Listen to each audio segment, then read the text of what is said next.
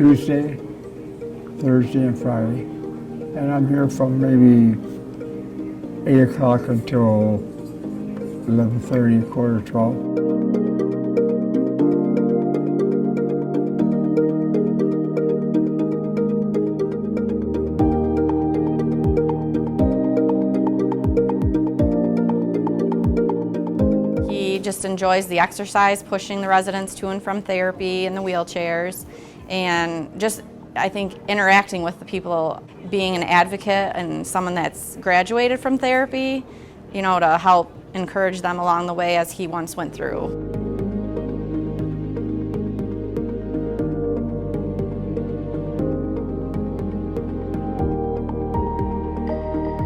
My dad was sitting in his chair, and I could just tell he wasn't feeling right. His legs, out of edema in his legs, and he was talking really slow. And I thought, okay, there's something going on. So I knew right away. I just called an ambulance.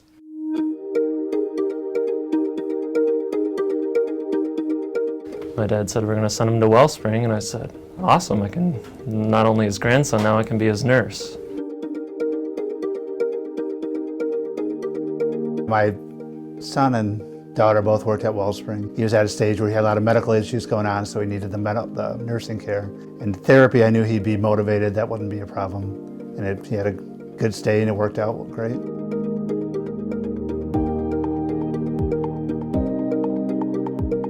Yeah, honest to goodness, I was a carpenter all my life. I couldn't even get out of a chair. I couldn't roll over in bed.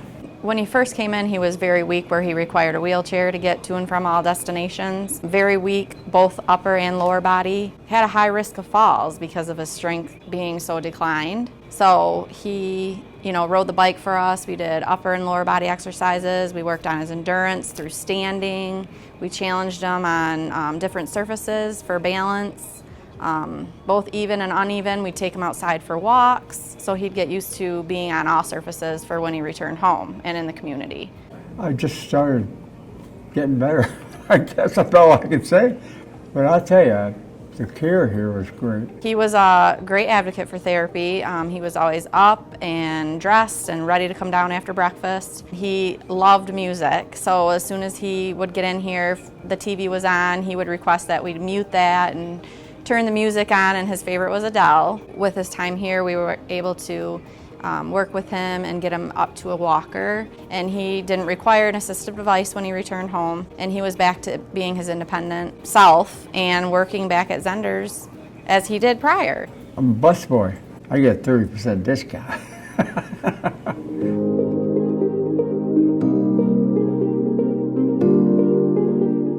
And after my dad's stay there, he got along so well with the staff there. So he ended up volunteering like 3 days a week, goes over there and just transport patients back and forth to therapy. And he enjoys it. And he gets to see the grandkids every day, so it's worked out great.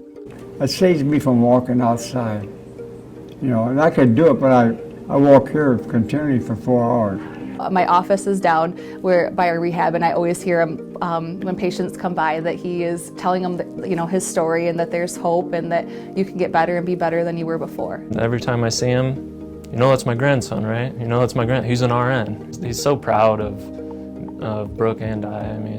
Always happy, always talking to the residents, the nurses. He loves everyone here, and everybody loves him too. He's really family.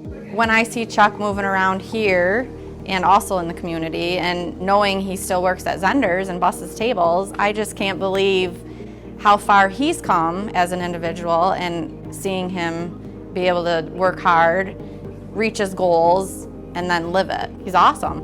Yeah, so Grandpa had a success story, but he's not the only one. We have countless people in rehab every day, people who go home and, carry on with their lives. And the best feeling is when we get a letter or something so simple in the mail that just says, thank you. I can't believe that I got better and my loved one got better, and it was because of you. That just makes everything we do totally worth it. I've always felt that you get chances in life. And I thought this is the second, third, or fourth chance. And I said, I'm going to take it. I'm going to grab it. So